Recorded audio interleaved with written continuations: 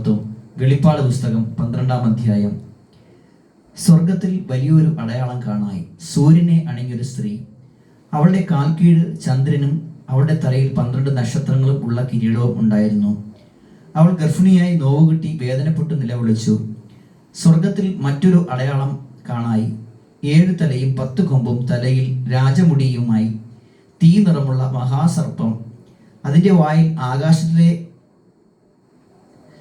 വാൽ ആകാശത്തിലെ നക്ഷത്രങ്ങളിൽ 3-1 വലിച്ചു കൂട്ടി ഭൂമിയിലേക്ക് എറിഞ്ഞു കളഞ്ഞു. പ്രസവിപ്പാറായ സ്ത്രീ പ്രസവിച്ച ഉടനെ കുട്ടിയെ തിന്നു കളവാൻ മഹാസർപ്പം അവിടെ മുമ്പിൽ നിന്നു. അവൾ സകല ജാതികളെയും ഇരുമ്പുകോൽ കൊണ്ട് മേയ്പ്പാനുള്ളൊരു ആൺകുട്ടിയെ പ്രസവിച്ചു. കുട്ടി ദൈവത്തിന്റെ അടുക്കലേക്കും അവന്റെ സിംഹാസനത്തിലേക്ക് പെട്ടെന്ന് എടുക്കപ്പെട്ടു. സ്ത്രീ മരുഭൂമിയിലേക്ക് ഓടിപ്പോയി. അവിടെ അവളെ 1260 ദിവസം പോറ്റേണ്ടതിന് ദൈവം ഒരുക്കിയ ഒരു സ്ഥലം അവൾക്കുണ്ട്. പിന്നെ സ്വർഗത്തിൽ യുദ്ധമുണ്ടായി. മീഖായേലും അവന്റെ ദൂതന്മാരും മഹാസർപ്പത്തോട് പടവെട്ടി. തന്റെ ദൂതന്മാരുമായി മഹാസർപ്പവും പടവെട്ടി ജയിച്ചില്ല താനും. സ്വർഗത്തിൽ അവരുടെ സ്ഥലം പിന്നെ കണ്ടതുമില്ല. ഭൂതലത്തെ മുഴുവൻ തെറ്റിച്ചു കളയുന്ന പിശാചും സാത്താനും എന്ന മഹാസർപ്പമായ പഴയ പാമ്പിനെ ഭൂമിയിലേക്ക് തള്ളിക്കളഞ്ഞു. അവന്റെ ദൂതന്മാരെയും അവനോടുകൂടെ തള്ളിക്കളഞ്ഞു. അപ്പോൾ ഞാൻ സ്വർഗത്തിൽ ഒരു മഹാശബ്ദം പറഞ്ഞു കേട്ടത്, ഇപ്പോൾ നമ്മുടെ ദൈവത്തിന്റെ രക്ഷയും ശക്തിയും രാജ്യവും അവന്റെ ക്രിസ്തുവിന്റെ ആധിപത്യവും തുടങ്ങിയിരിക്കുന്നു.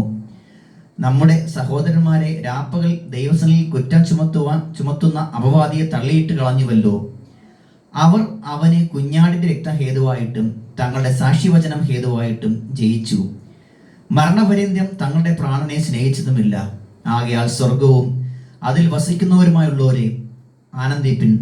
ഭൂമിയും സമുദ്രത്തിനും അയ്യോ കഷ്ടം, പിശാച് തനിക്ക് അല്പകാലമേ ഉള്ളൂ എന്നറിഞ്ഞ് മഹാക്രോധത്തോടെ നിങ്ങളുടെ അടുക്കൽ ഇറങ്ങി വന്നിരിക്കുന്നു. തന്നെ ഭൂമിയിലേക്ക് തള്ളിക്കളഞ്ഞു എന്ന് മഹാസർപ്പം കണ്ട് ആൺകുട്ടിയെ പ്രസവിച്ച സ്ത്രീയെ ഉപദ്രവിച്ചു തുടങ്ങി. അപ്പോൾ സ്ത്രീക്ക് മരുഭൂമിയിൽ തൻ്റെ സ്ഥലത്തേക്ക് പറന്നു പോകേണ്ടതിന് വലിയ കഴുകിൻ്റെ 2 ചിറക് ലഭിച്ചു. അവിടെ അവളെ സർപ്പത്തോട് അകലെ 1 കാലവും 2 കാലവും അരക്കാലവും പോറ്റി രക്ഷിച്ചു. സർപ്പം സ്ത്രീയെ ഒഴുക്കിക്കളയേണ്ടതിന് അവളുടെ പിന്നാലെ തൻ്റെ വായിൽ നിന്നു നദി പോലെ വെള്ളം ചാടിച്ചു. എന്നാൽ ഭൂമി സ്ത്രീക്ക് തുറന്നു. മഹാസർപ്പം വായിൽ നിന്ന് ചാടിച്ച നദിയെ ഭൂമി വായ് തുറന്ന് വിഴുങ്ങിക്കളഞ്ഞു. മഹാസർപ്പം സ്ത്രീയോട് കോപിച്ചു. ദൈവകൽപ്പന പ്രമാണിക്കുന്നവരും യേശുവിന്റെ സാക്ഷ്യമുള്ളവരുമായി അവളുടെ സന്തതിയിൽ ശേഷിപ്പുള്ളവരോട് യുദ്ധം ചെയ്യുവാൻ പുറപ്പെട്ടു. അവൻ കടൽപ്പുറത്തെ മണലിന്മേൽ നിന്നു. ആമേൻ. ഈ വചനങ്ങളാൽ ദൈവം നമ്മെ അനുഗ്രഹിക്കുമാറാകട്ടെ. God bless you. ആമേൻ.